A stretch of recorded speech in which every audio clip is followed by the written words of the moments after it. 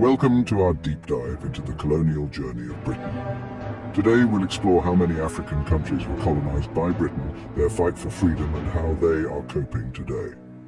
Our journey will take us through sun-drenched savannas and bustling cities, from the shores of the Mediterranean to the Cape of Good Hope.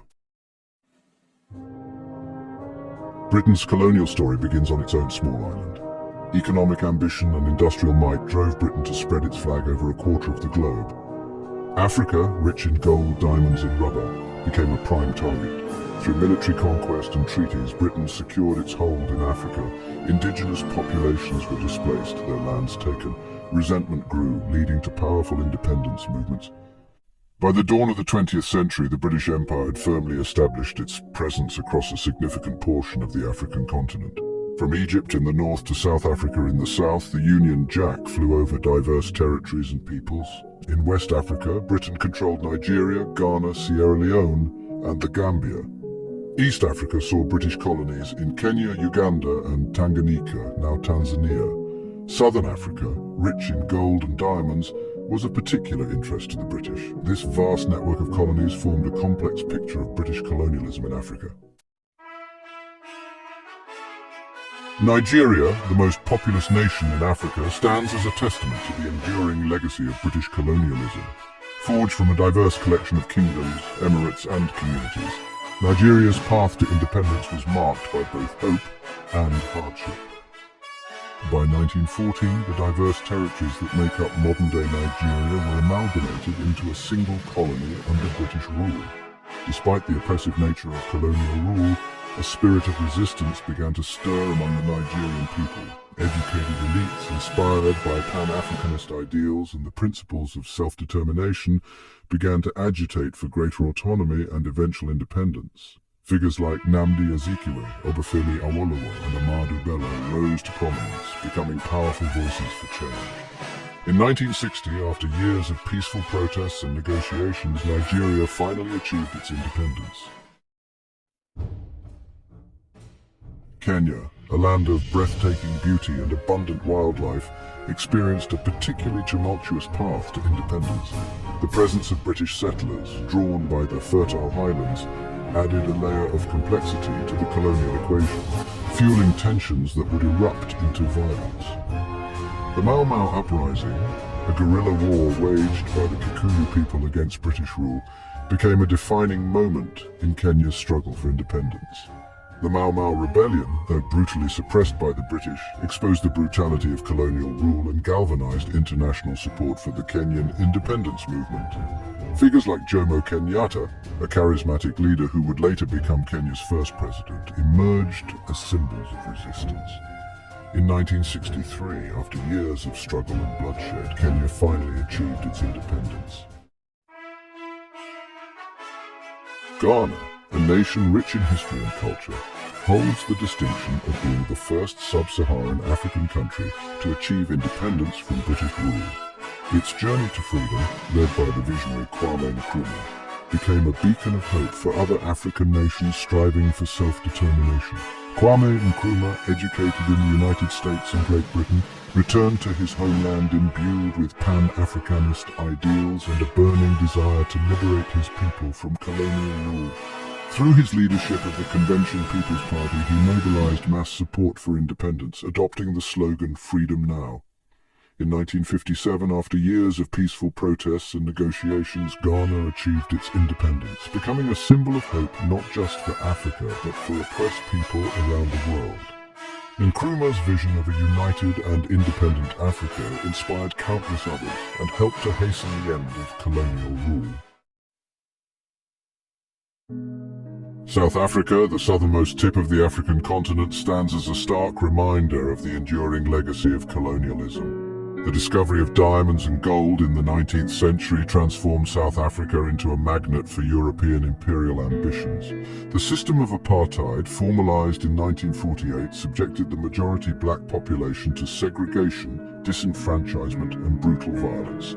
Figures like Nelson Mandela, Walter Sisulu, and Oliver Tambo emerged as powerful voices against racial injustice, enduring imprisonment and hardship in their fight for freedom. The international community, outraged by the brutality of apartheid, imposed sanctions on South Africa, adding to the pressure for change. Finally, in 1994, after decades of struggle, South Africa held its first free and fair elections, marking the end of apartheid and the beginning of a new era. Uganda, often referred to as the Pearl of Africa for its natural beauty, has endured a turbulent history marked by both colonial exploitation and internal strife. Uganda gained its independence from Britain in 1962, but its early years as an independent nation were marred by political instability and ethnic tensions. The rise of Idi Amin in 1971 ushered in a period of brutal dictatorship, characterized by human rights abuses and economic mismanagement. Amin's reign of terror came to an end in 1979, but Uganda's struggles were far from over. Civil conflicts, fueled by ethnic rivalries and political power struggles, continued to plague the nation, hindering its development and causing widespread suffering. In recent decades, Uganda has made strides towards stability and economic growth, but challenges remain, including poverty, corruption, and the need to address the deep-seated wounds of its past. Zimbabwe, formerly known as Rhodesia, offers a poignant example of the enduring struggle for land and self-determination in post-colonial Africa. British settlers, drawn by the fertile lands and mineral wealth of the region, established their presence in the late 19th century. The colony of Rhodesia, named after the British imperialist Cecil Rhodes, was characterized by a system of racial segregation and land dispossession that heavily favored the white minority. This resentment fueled a protracted armed struggle for liberation, led by groups like the Zimbabwe African National Union, or ZANU, and the Zimbabwe African People's Union, or ZAPU. After years of bitter conflict, Zimbabwe finally achieved its independence in 1980 with Robert Mugabe, a veteran of the liberation struggle, becoming the country's first prime minister.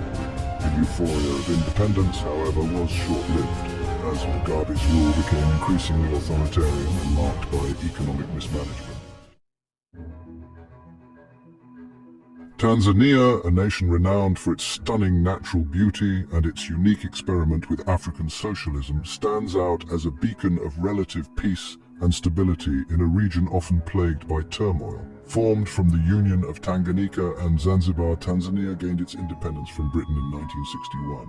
Julius Nyerere, a charismatic leader with a vision of Pan-African unity and socialist development, emerged as the country's first president. Nyerere's philosophy of Ujamaa, based on the principles of communal living and self-reliance, sought to create a more equitable and just society. While Nyerere's socialist experiment ultimately faced challenges, his emphasis on education, healthcare, and rural development left a lasting impact on Tanzanian society. Tanzania's story offers a compelling example of resilience, adaptation, and the enduring power of human spirit in the face of adversity. As we stand at the crossroads of history, decades after the sunset on the British Empire, the echoes of colonialism continue to reverberate across the African continent. The economic disparities, often rooted in colonial policies that favored the extraction of resources over local development, continue to pose significant challenges. Many former colonies struggle with poverty, inequality, and limited access to basic services, highlighting the long-lasting impacts of colonial exploitation. The arbitrary borders drawn during the scramble for Africa, often dividing ethnic groups and igniting tensions, continue to be a source of conflict in some regions. Despite these challenges, a spirit of resilience and a determination to forge their own destinies prevails across the continent. From the bustling streets of Lagos to the savannas of Kenya, a new generation is rising, embracing innovation, entrepreneurship, and a shared vision for a brighter future. Thank you for joining us on this journey through history, a journey that has taken us from the heights of the British Empire to the heart of the African continent. The story of Britain's colonial legacy in Africa is a complex and often troubling one, marked by both darkness and light.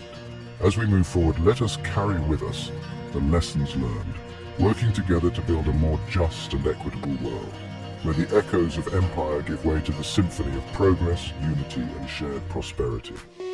Sound the alarm, I'm I'm coming up.